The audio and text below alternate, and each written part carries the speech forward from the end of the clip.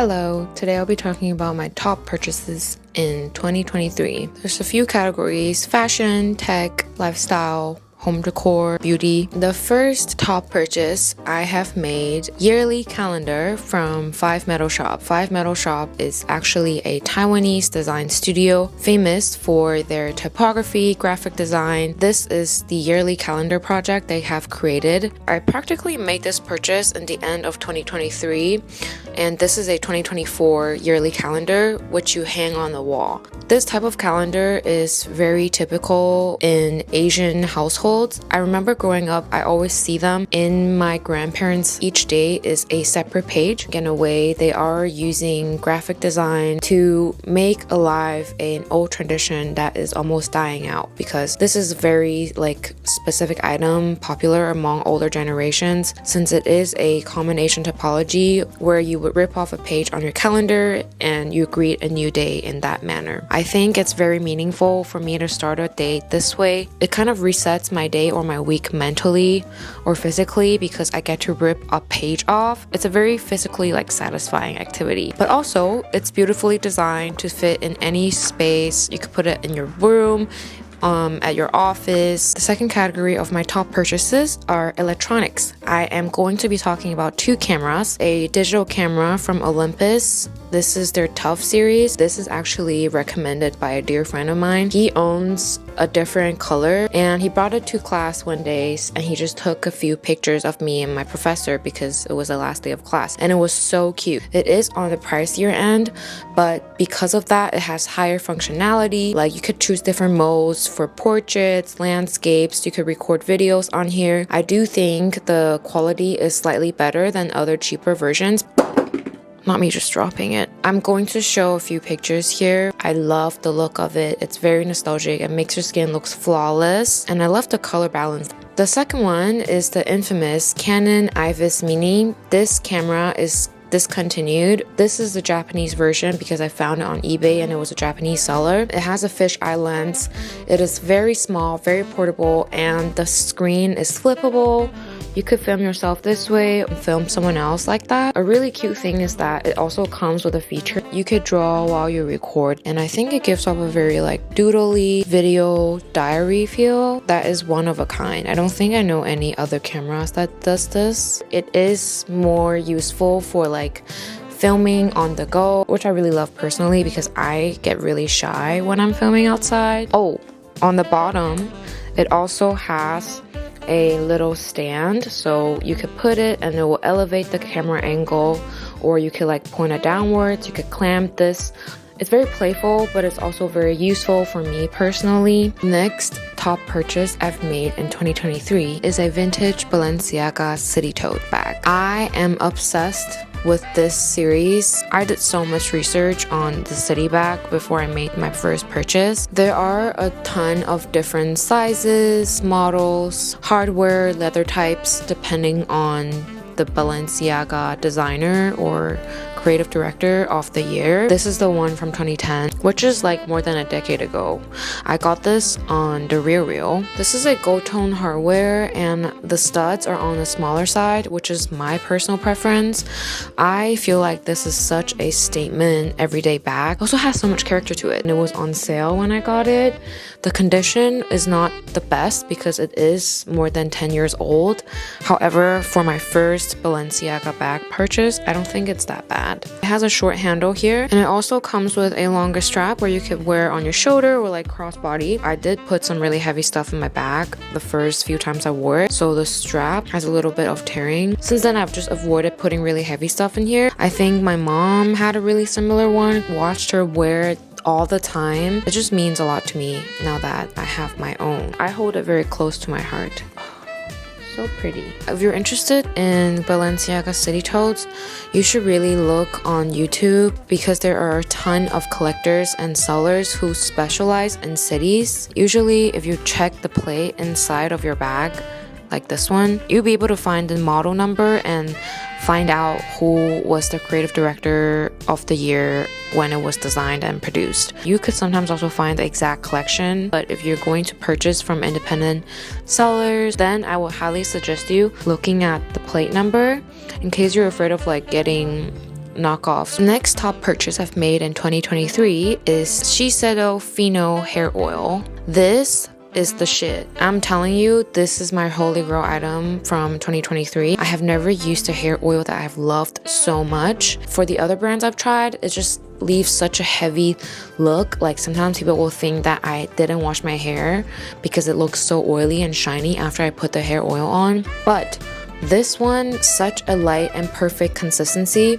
It's thick enough so you could lather it on your hair however much you want. It does not leave an oily and shiny heavy residue. I have yet to try their infamous hair mask, which I'm so excited to. I'm almost done with this bottle, by the way, so I heard that it's amazing if you combine this with their famous hair mask. As someone who has bleached hair for the past 5 years, I stand by this. I really do. The next top purchase I've made in 2023 is a facial massager from Rifa. This is their miniest version, also their cheapest version. I have never really invested in a facial massager before this one because usually you could find really cheap ones on Amazon or Sephora. Sorry, there's a hair stuck in here. I just don't want it to look gross.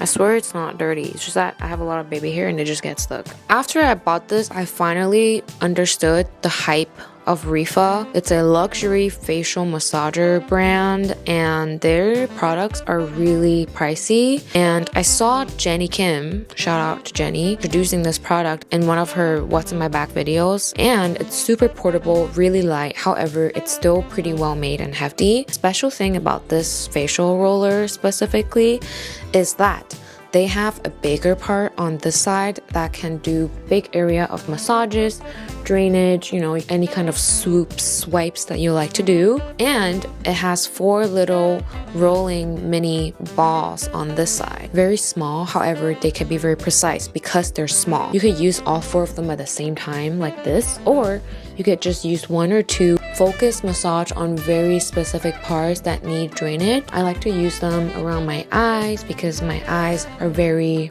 delicate, as is yours.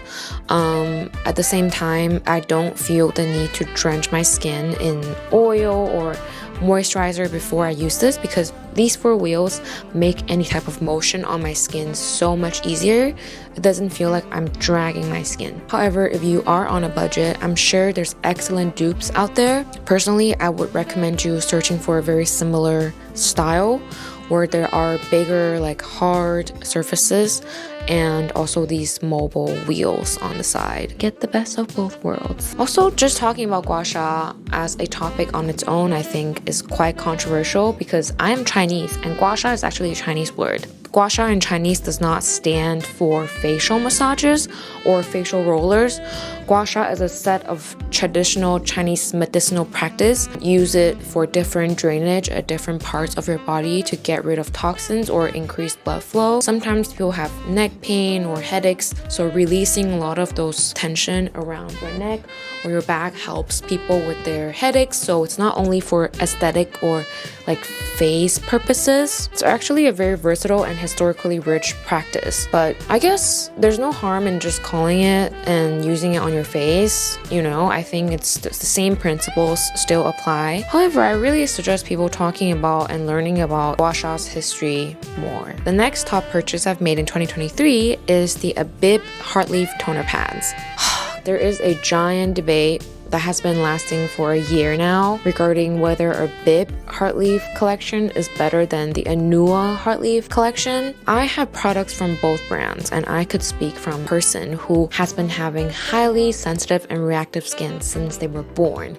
I've always suffered from redness and a lot of hyperpigmentation as well as like micro veins on my face. Since I was a baby, my redness and flare-ups, inflammations always happen during fall and winter because it's just so dry. If I can find a picture, I'll put it right here. However, I did buy a bebes toner first. It's their little tiny green bottle, and then I decided to purchase the toner pads instead because when I was using that toner in the liquid form, I always would soak it with cotton pads and just slap it on my face, and I thought this would do the exact same job, and it did. It helped calm down my redness so much. I would use it every single morning. It does not hurt my skin, actually helps with redness. just to make my point, I also went out of my way to buy the Anua Heart Leaf Toner. Their main ingredients are very similar. I'm not a dermatologist and I'm not like a chemist, so I can't really speak ingredient wise, but just from a user experience perspective, this does the job way better than that one. This calms my skin visibly, and this is already my second one. It's saving my life. If you're wondering which one to get between these two, go with a bib. Trust me. I just had to prove it to myself. I have an answer now, but I'm left with this huge thing. It's okay though. No hate to any of these brands. I love you all. The next top purchase I've made in 2023 are pillowcases from the brand Artiff Life. I am obsessed with this brand and I have raved about this brand in other videos, and I feel like they're not getting the credit that they deserve. This is not sponsored, by the way. This is another one that I bought from them. I'm obsessed. I'm just gonna pretend like I'm sleeping and talk about this. So they are a very small studio that have started not long ago, and they recently opened their international shipping, which I was hyped about. They specialize in very statement piece centered, fun, Y2K inspired like beddings.